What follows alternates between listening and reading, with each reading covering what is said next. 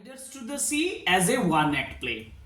তোমাদের এই যে ওয়ান অ্যাক্ট প্লের সম্পর্কে একটা কনসেপ্ট দরকার, আর ওয়ান অ্যাক্ট প্লের ক্যারেক্টারিস্টিক গুলো রাইডার্স টু দ্য সি এর মধ্যে কিভাবে আছে সেগুলো যদি তোমরা জানতে পারো তাহলেই তোমার লং কোশ্চেন করার ক্ষেত্রে একটু সাহায্য বা সাফিসিয়েন্ট একটা মার্কস পাওয়ার মতন লং কোশ্চেন তুমি ইজিলি করতে পারবে।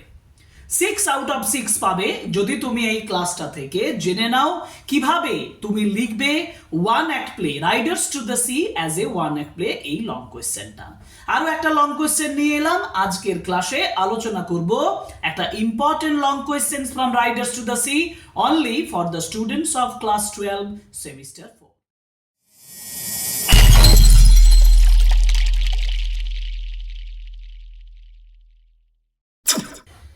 স্ক্রিনে তোমরা দেখতেই পাচ্ছ ইংলিশ বাংলা দুটোই আমি লিখে দিয়েছি। Consider Riders to the Sea as one act play.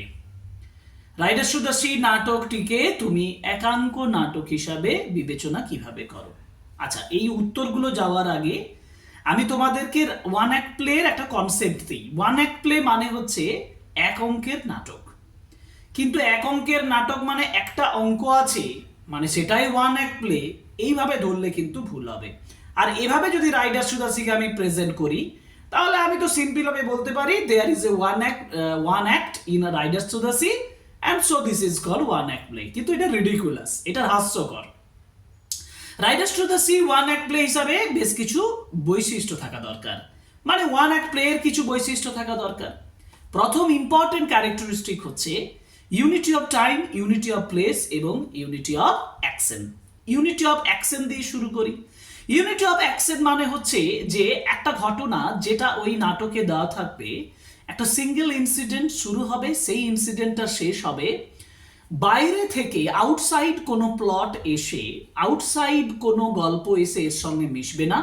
One story line, one beginning, one ending, এটাকে বলে ইউনিটি অফ অ্যাকশন। এবং আমরা বলতে পারি there is one single plot, একটি প্লট এবং একটি সাব প্লট থাকবে। রাইডার্স টু দ্য সি সেটাতেই আছে, এখানে অন্য কোনো গল্প এসে মেশেনি, তাহলে আমি বলবো ইউনিটি অফ অ্যাকশন রয়েছে। ইউনিটি অফ টাইমের কথা বলি। ইউনিটি অফ টাইম মানে হচ্ছে সময়টা 12 ঘন্টা মানে 12 আওয়ার্স পেরোবে না, এটা কিভাবে আছে সেটা আমি লেখার সময় বলবো। আর ইউনিটি অফ প্লেস মানে একটা জায়গাতেই ঘটনাটা ঘটবে, সেই ঘটনাটাও যেমন এখানে ঘটছে রাইডার্স টু দ্য সিতে অ্যারান আইল্যান্ডে।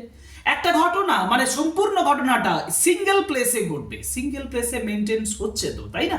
তাহলে আমি বলবো এখানে unity of action, unity of time এবং ইউনিটি অফ প্লেস এই তিনটেকে কিভাবে মেনটেন করা হয়েছে এটার উপরে আমি সেন্টেন্স লিখবো। সেন্টেন্সগুলো সিম্পল সেন্টেন্সে লিখবো, তোমাদের জন্যই লিখবো, সহজভাবে লিখবো। এরপরে যেটা আসে সেটা হচ্ছে ক্যারেক্টার্স। যে ক্যারেক্টার্সগুলো রয়েছে সেই ক্যারেক্টার্সগুলো বেশি হবে না। আমরা যদি শেক্সপিয়ারের নাটক দেখি তাহলে দেখবো সেখানে এত ক্যারেক্টার তুমি মনে রাখতে পারছো না। 16, 20, 30 ক্যারেক্টার্স, 30টার মতন চরিত্র চলে আসছে। লিমিটেড ক্যারেক্টার্স থাকবে, সিম্পল ক্যারেক্টার্স থাকবে। আরো একটা বিষয় হচ্ছে একটা simple incident, simple plot carry করবে from beginning to the end. এর মধ্যে কোনো জটিলতা তৈরি হবে না, এর মধ্যে সিম্পল ভাবে একটা সম্পূর্ণ স্টোরিকে প্রেজেন্ট করবে যেটা আমাদের মধ্যে একটা দারুণ ইম্প্যাক্ট তৈরি করবে।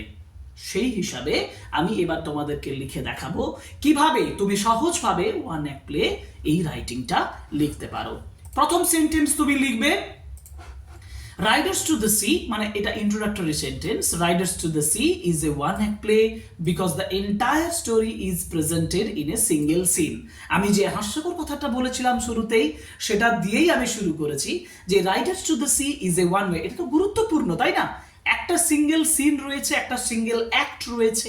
তাহলে Riders to the Sea is a one act play because entire story is presented in a single scene. Number 1 sentence. তারপর বলবে there is no division into different acts or change of place. এখানে কোনো অ্যাক্টের পরিবর্তন হচ্ছে না, single act থাকছে, different act থাকছে না এবং চেঞ্জ অফ প্লেস হচ্ছে না। দেয়ার ইজ নো ডিভিশন, কোনো বিভাগ হচ্ছে না, ভাগ হচ্ছে না, into different acts or change of place. তারপর তারপর বলবে দ্য হোল প্লে, সম্পূর্ণ নাটকটা is set in a small cottage on one of the Aran islands.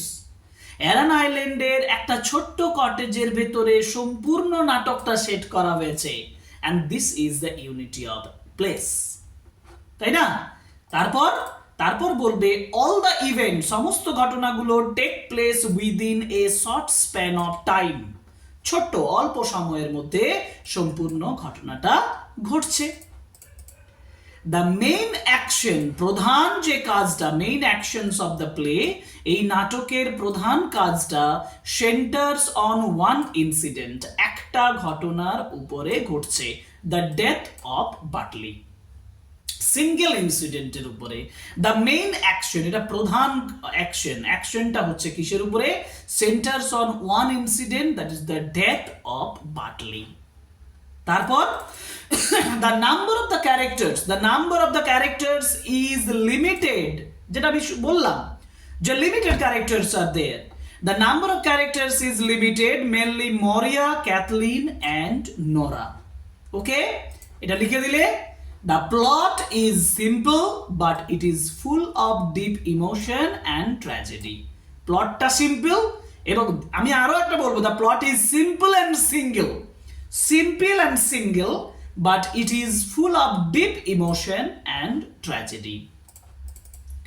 The play shows, নাটকটা দেখায়, the struggle between human life and powerful sea, struggle between human life and powerful sea in a brief but effective way, সংক্ষিপ্তভাবে কিন্তু প্রভাবকারী ভাবে।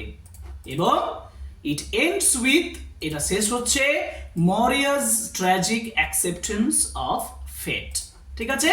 এবং final line, the unity of time, place and action. এই যে unity of time, এটা আমি যতগুলো line বললাম এটাই ব্যাখ্যা করছে, unity of time, unity of place এবং ইউনিটি অফ অ্যাকশন। তাহলে দ্য ইউনিটি, ফাইনালি একটা এন্ডিং লাইন, একটা কনক্লুজিং সেন্টেন্স দিতে হবে।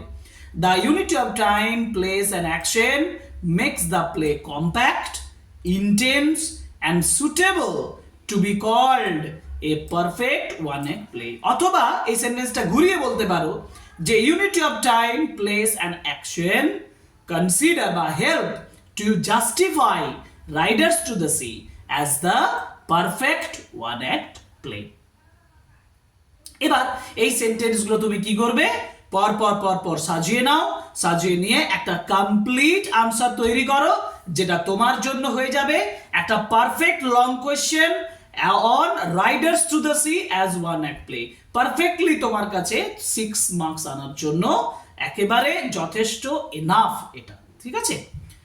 সুতরাং আলোচনা করলাম long questions on Riders to the Sea as a one act play. আশা করি নিশ্চয়ই এই ক্লাসটা তোমাদের ভালো লেগেছে। আমি লং কোয়েশ্চেন্স তোমাদের জন্য দিচ্ছি, ভিডিওর আকারে বুঝিয়ে দিচ্ছি, কিভাবে লিখবে দেখিয়ে দিচ্ছি। আরও বিভিন্ন ইম্পর্টেন্ট কোয়েশ্চেন আনসার বলো, এক্সপ্লেনেশনস বলো, সাজেশন বলো, এই সমস্তগুলো ক্লাসগুলো আসবে। So subscribe my channel, like, comment and share my videos. Thank you very much.